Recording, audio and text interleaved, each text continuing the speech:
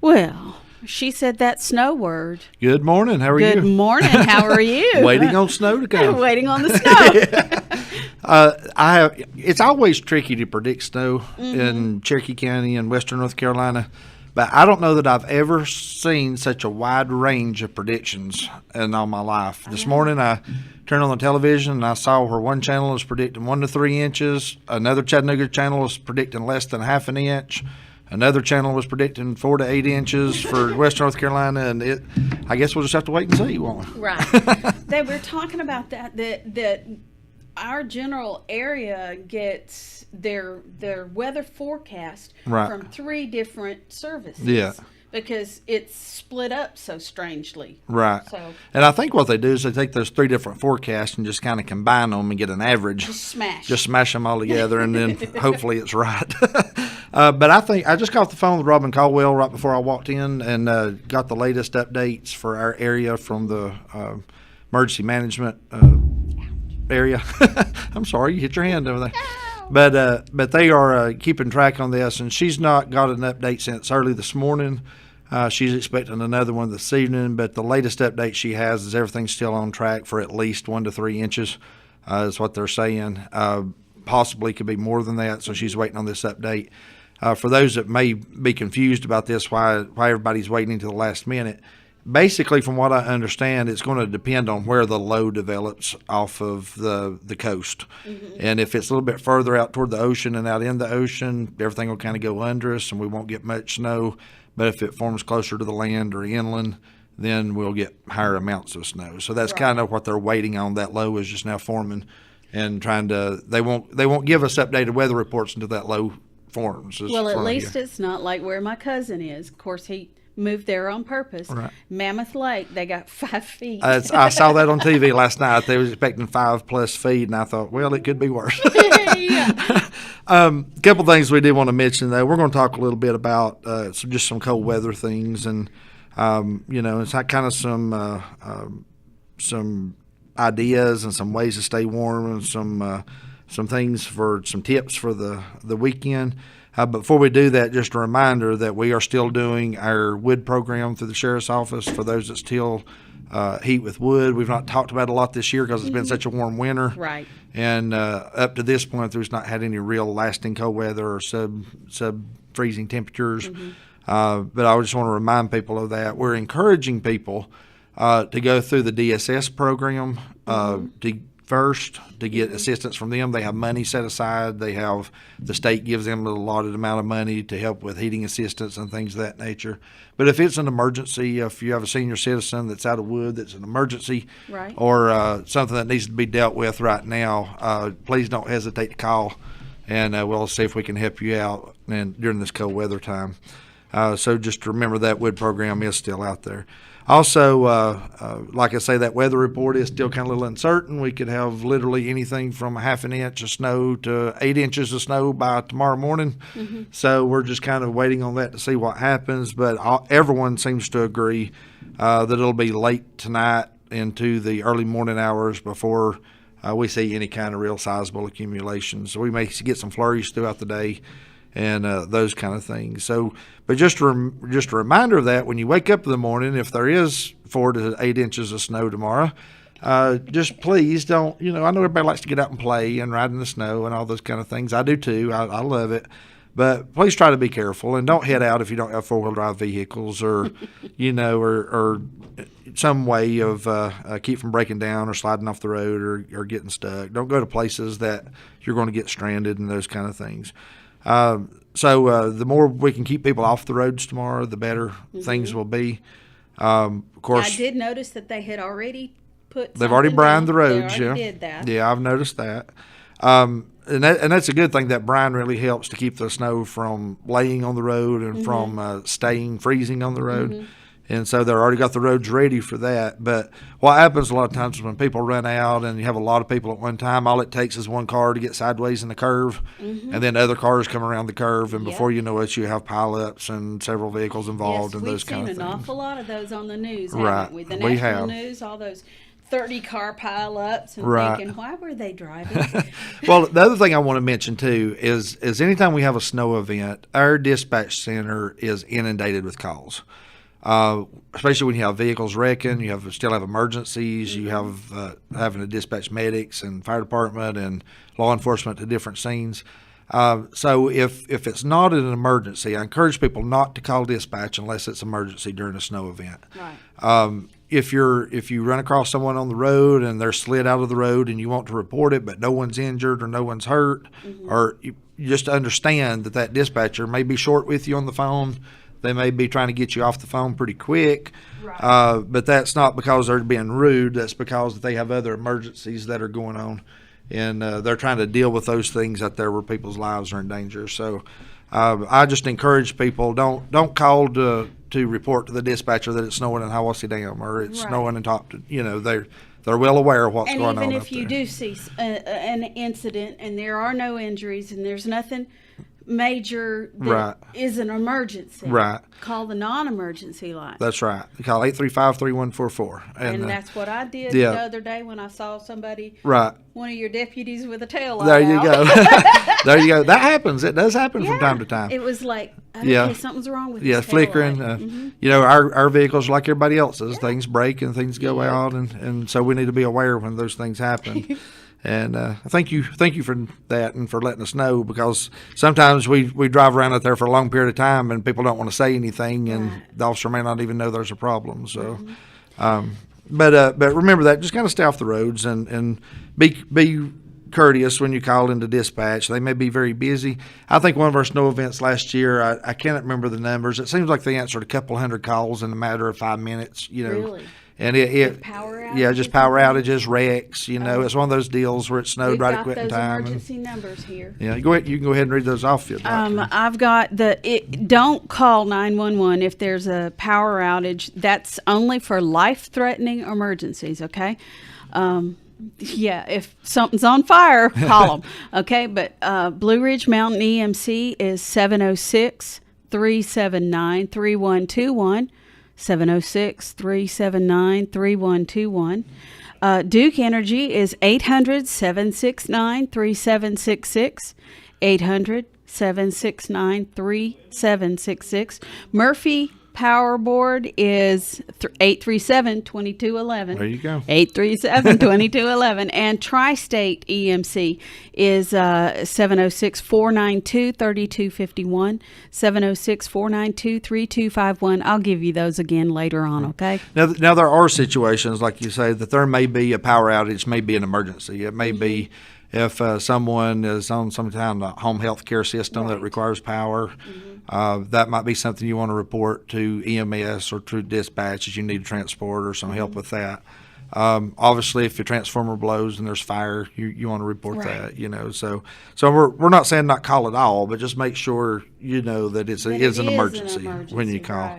Right. Well, other thing I want to mention real quick too is there is areas set up within the county through different churches for cold weather warming stations, and I think the concern when I talked to Robin and different people about this, the concern is not necessarily the snow event, but here in the next few days we're going to have temperatures that's going to be in the single digits and teens, and so I think concern is if there is power outages and those kind of things, about having places where people can go to and get warm.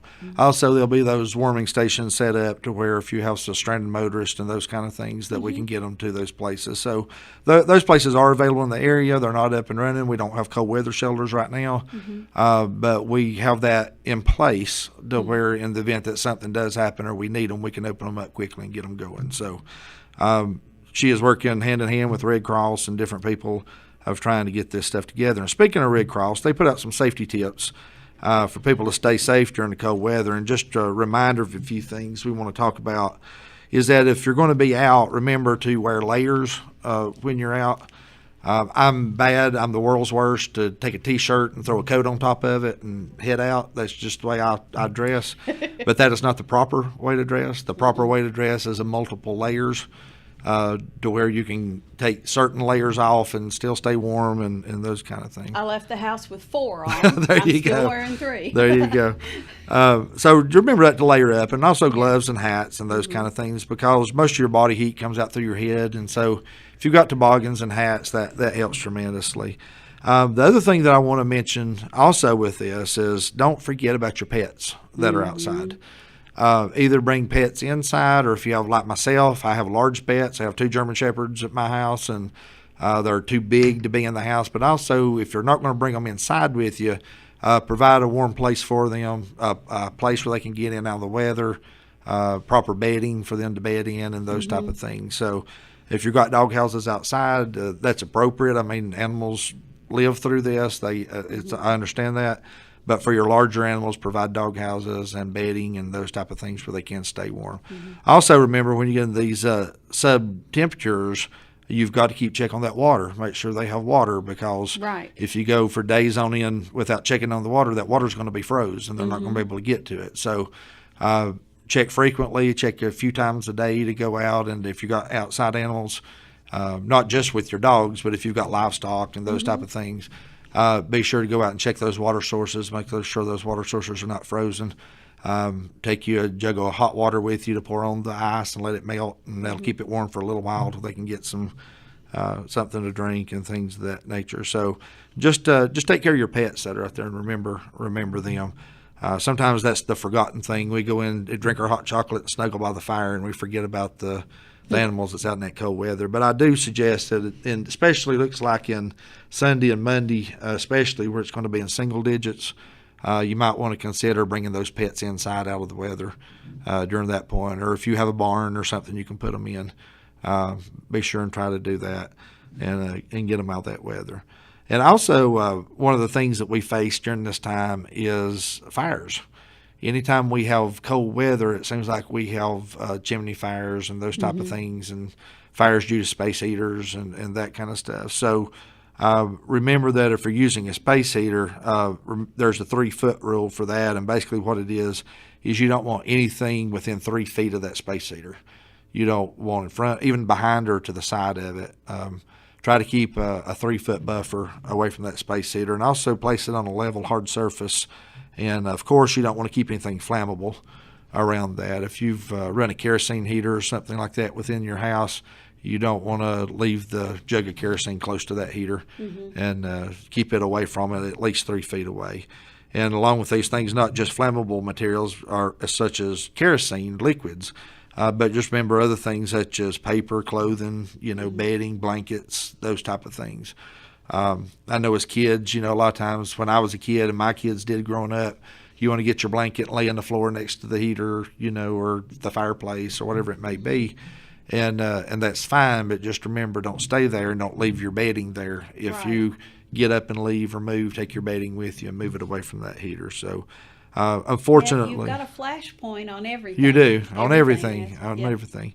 So just remember that, especially during this cold weather snap, that we don't want to see, any house fires or anything like that, and going on during this time. And especially some of our older homes that are, older wooden homes. Sometimes Yeah. those are not as heat efficient as others. So people want to get real close to fires that are built and several space heaters in the house and those type of things because of draft issues and all that. So just remember to be very careful about that, and keep any combustible materials away from that. If you got chimneys, be sure and keep those flues cleaned out before you build fires in the chimney. They've got these great things now. These I can't remember what they're called, but they're logs that you can put in your fire that you can buy at the stores that burns the creosote and cleans the Right. chimneys out. So if you anticipate building fires this weekend, if you've not had a fire for a while, try to get either on the chimney and clean that out and clean your chimney out, or at least buy some of those logs that will clean your chimney out and cause the creosote to fall to the bottom, and clean that out before you build a lasting fire in that chimney. Also, the other thing about space heaters I do want to mention real quick is that when you go to bed of a night, I know some people require those type of heat in their home because it's cold. But if you've got alternate heat, if you've got electric heat, or some other heat source, try not to leave those space heaters and the kerosene heaters burning in your home while you're in bed of a night.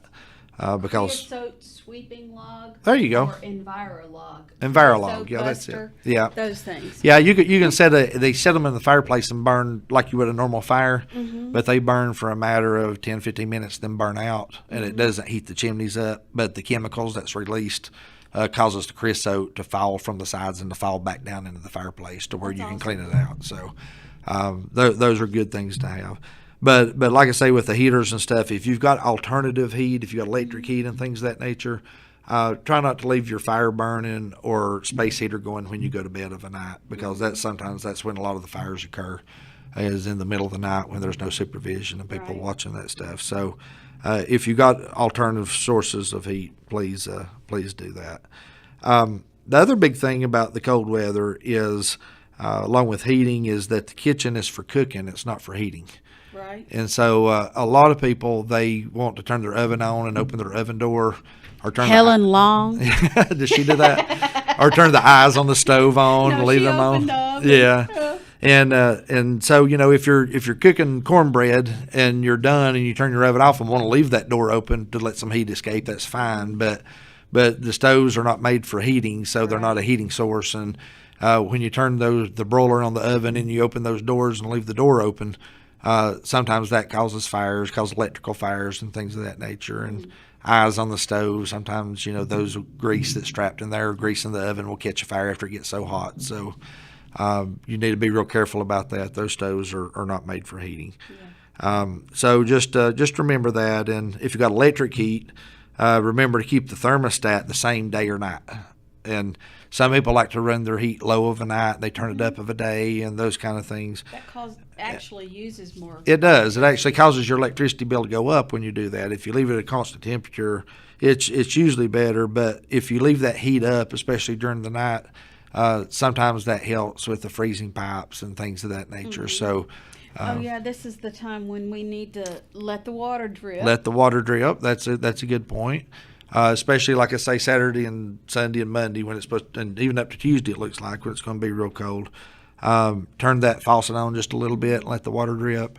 Even if your pipes, if your water lines, sometimes even if they're, up closer to the ground, 3 or 4 inches underground, sometimes that ground can freeze hard enough to cause those pipes to freeze even underground, so especially if you have an extended period of cold weather. Right. So as long as you keep that trickle going, keep that water running, usually that's enough to keep the pipes from freezing. As long as you can keep a flow going, that will usually keep them from freezing completely up. So remember to run your water, leave it at a trickle, and open. One tip it has on here that I didn't even think about, but it says when you go to bed of a night to open your kitchen and bathroom cabinet doors.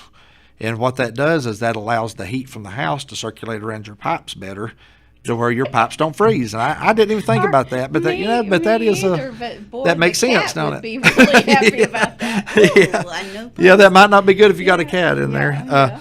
But one of the tips is to leave those cabinet doors open to where the heat can circulate around those pipes. And even if it's under the house where it's about to freeze, just the heat on the pipes above it sometimes is enough to keep it from freezing under the house. So just remember to do that to help protect your pipes. And the other big thing is about generators. With generators, for the most part, and there's different kinds. There's some that's wired into homes that kick on when the home's power goes off and things of that nature. But one thing we also need to remember about generators is never run an outside generator and just plug it into your house to use, because sometimes you can plug them into an outlet and keep the electricity flowing through the house. But what that does, if you do that, you have to turn your main off, because if you don't, it back feeds that power back into the power lines. And so if you have a power line down or something like that, and the power company comes out to work on it, you could actually electrocute someone from the power company by back feeding generator power to it. So just a reminder that, if you have a generator, have those inspected and wired within the house properly the way they're supposed to be. And if you do, if it's an emergency situation and you plug a generator into your home, be sure and kill that main power switch to where it's not back feeding. Even though the power's already off. Even though it's off, turn the main off. off. That way it don't back feed back into the power line. Okay. So there's just a lot of things like that we don't think about a lot of times. But just remember to be safe out there. And, when it comes to vehicles, if you're going to be traveling and things of that nature, even though no one expects to be stranded, no one expects to be stuck, if you're going to be traveling during this weather, go ahead and prepare for that. Take blankets with you, take food, water, all those kind of things. Make sure your tank's full before you leave, all those kind of things. And even while you're traveling, I suggest is if you're going to be going through a distance that you may burn, say, a half a tank of gas, even while you're traveling through weather like this, when it gets down to a little bit, go ahead and keep topping it off. Stop at different places and top it off. Keep your tank full. And that way, if you do slide off the road somewhere or get stuck, you might can have enough gas to keep your vehicle running, to keep you warm, keep you from freezing to death. Right. We don't have as big a problem here as they do out west. Yeah. Most of our roads, and even during cold weather and bad weather, when you slide off the road here, someone, as they were saying, somebody be along directly. That's good. That's good. But it's when you get on out west and then on in parts of the state up north and toward the northern counties, that might be a different story. There might be places that might get snowed under that no one may come for 3 or 4 days. And so if you keep your tank full of gas and keep clothing and blankets and water and food and those type of things, you can survive, that experience. Now, you can't leave the car running the whole time. Can't leave it running the whole time. You got to run it for a little while and then cut it off. Right. Otherwise, the fumes will get you. That's exactly right. But isn't that also a problem with some of the generators? Yeah. One of the things that, along with the generators, too, is remember about that carbon monoxide, because you never want to use anything designed for outdoor use. You never want that inside your home. Right. If it's designed for outdoor use, you don't want to use it inside your home, because that means it generates carbon monoxide. And so you don't want to use a generator, a grill, a camp stove, other type of gasolines or propanes or charcoal or anything like that inside the home, because it builds up that carbon monoxide, and you can hurt yourself by doing that. So just remember that if you don't already have them, and it's just a quick run to Lowe's or Walmart, you can get you some of those carbon monoxide detectors. It's like fire detectors, and put them up in your home. And then if there is any type of carbon monoxide buildup, those detectors will go off to let you know that. So we suggest if you don't have those in your home, go ahead and get that. And it's just a matter of opening windows and generating fresh air coming through to fix that problem.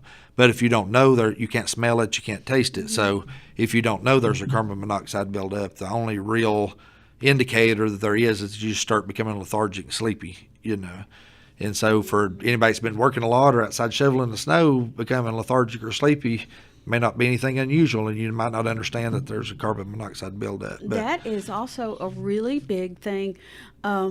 Sometimes people will get out and shovel snow, and that is like the first activity that they've had in, since last winter. You're exactly right. And you have a lot of people, really surprisingly, even what you consider young and in shape people, giving themselves a heart attack. You can, and even like you say, even people who are in good shape, even people who that are is very exercise. strenuous work. Any type of shoveling, any type of digging, any kind of anything like that is probably the most strenuous work you can do. And so, like you say, when you're out shoveling driveways and those kind of things and trying to make pathways to get cars out and that kind of stuff, sometimes you don't realize what kind of strain you're putting on your body. And especially if you're outside and you're cold and you're numb, you may not realize the tingling. You may not realize blood pressure changes and things of that nature. You may just think it's the cold weather. And there has been incidents where people are having numbness and tingling due to a heart attack, and they don't realize that because they think it's just the cold weather. And so when you're outside, be careful while you're out there. Work at short periods of time. Don't stay out for long periods of time. Come back in frequently and warm up. Assess yourself, hydrate yourself. And that's something we don't think about a lot in cold weather either. We think about hydration during summertime and sweating. But even in cold weather, the reason you don't notice it, because you may physically be sweating, but it may freeze or evaporate from the body, and you don't have a physical sweat, but your body's actually secreting liquids. And so you may not realize that you're dehydrated, but you get back in the home and need to hydrate and those type of things, and drink warm liquids and warm yourself up and all those kind of stuff. And So, we just want people to be safe out there, and we want them to be careful. And like you say, if you're not used to manual labor or exercise, or you don't do that on a regular basis, when you go out to do things outside, be careful and take it easy. And one thing I do is, and it's just the way I am, I hit everything wide open. When I go out and I'm working on a car, or I'm digging a ditch, or I hit it as fast as I can, as hard as I can, and that's really the wrong thing to do. That's what you're not supposed to do. Yeah. You're supposed to take it easy, be slow and methodical about what you do, and I think if people will be slow and methodical about what they do and take frequent breaks, they'll be okay. But just monitor yourself and pay attention to what your body's telling you. I hope that helps people, and I hope that we have no events, anything during this cold weather, and I hope that we get through this fine. And the only snow events we have is people out sledding and throwing snowballs at each other. There you go. Yeah. I can't remember where the sled is. That's very convenient for me. Right. I don't know where that is. There you go. Well, you were talking about fires and everything, and of course, I popped back to the event at Doyle's. Right. Do you have any updated information on that? Or I had actually talked to Murphy Police Department about that, and kind of I didn't contact the fire department the other day. I knew they were busy, so I just kind of went through the police department, got some information from them, and it's been investigated. They're still looking into it. Anytime you have a structure that burns almost completely, it's very hard to find an origin unless they're, if it's arson and there's some type of accelerants like gasoline or something, I mean, that you can detect, you can find those things. But if there's a natural fire or electrical fire, things of that nature, sometimes it's hard to determine where that comes from. But they are looking into that. They are investigating that to see if they can determine that cause. All indications. Yeah. I saw their sign. Doyle's will rise again. There you go. There you go. All indications up until this point, unless something's developed that I'm not aware of, was they believed it was some type of electrical fire. That was the. And it was a wooden structure. Wooden structure. They still had all their Christmas lights up and decorations and things of that nature. So the initial belief was it would be some type of electrical fire. That's not proven. That's not determined. But they are still looking at that and trying to develop leads on that as to what caused it. But regardless of what caused it, we want to extend to Doyle's our sympathy of the fact that their business burning down, and not just the owners of the business, but the people who work there. People who work there, years and years, and those people are going to have to find alternative ways of finances and making money until Doyle's can get rebuilt. So. Our heart goes out not just to the owners of the building, but to everybody involved in that. And so, but it will rise again. It will rise again. That's what their sign said. Now, and you were telling me before we went on the air something about you thought all the drug runners were trying to get everything in before the That's kind of what we thought yesterday. We thought everybody was trying to get their stuff done before the snow. We had several arrests yesterday of different drug issues and made several traffic stops, several warrants served. We actually even had a chase yesterday evening that ended up at the North Carolina-Georgia line down on 129. The person was not apprehended, but the vehicle was stolen, and recovered that along with some drugs inside that vehicle. And so we're still investigating who was driving that vehicle, and we found some information there in the vehicle and around the vehicle that we're pretty sure we're going to find out who was driving it, and then the warrants will come later. So, but there's just a lot of things going on in the county. I think I mentioned this last week. I'm not sure I'll mention it again. We are just a few calls shy of responding to 30,000 calls in 2016 through the sheriff's office. That's just the sheriff's office. And so that averages out, like I say, about 2,500 calls a month, somewhere about 4 calls an hour or something like that, 24 hours a day, 7 days a week that we're responding to. And so things are very busy. I'm very proud of our office. I'm very proud of the guys and gals we have working there. And on January 20th down at the depot, Hackney Warehouse. Okay. Down at the warehouse, we are going to have an officer awards appreciation down there that night. Nice. It's going to be the second time we've done this. to talk about what our officers have done during the year and give our Officer of the Year award and our Detention Officer of the Year and our Investigator of the Year award. And then we'll be talking about other things the Sheriff's Office has been doing and other departments and other law enforcement within the area. We just want to show our appreciation to them and everybody working together and working hard to keep this place safe. So it's an open invitation. Anybody that'd like to come and attend that, they're more than welcome to come. Oh, nice. And when is it going to be? It'll be on January the 20th? 20th at Hackney Warehouse. All right. Well, thank you for coming with us Thank you. today. It's good to be here. Stay warm. Putting my and- coat on. And don't shovel snow, okay? No, I don't. And shovel don't snow. eat the yellow snow. I just drive through the snow. I don't shovel it. Okay. All righty. You're tuned to WKRK, and we're going to take a look at our you by Carpet Mart.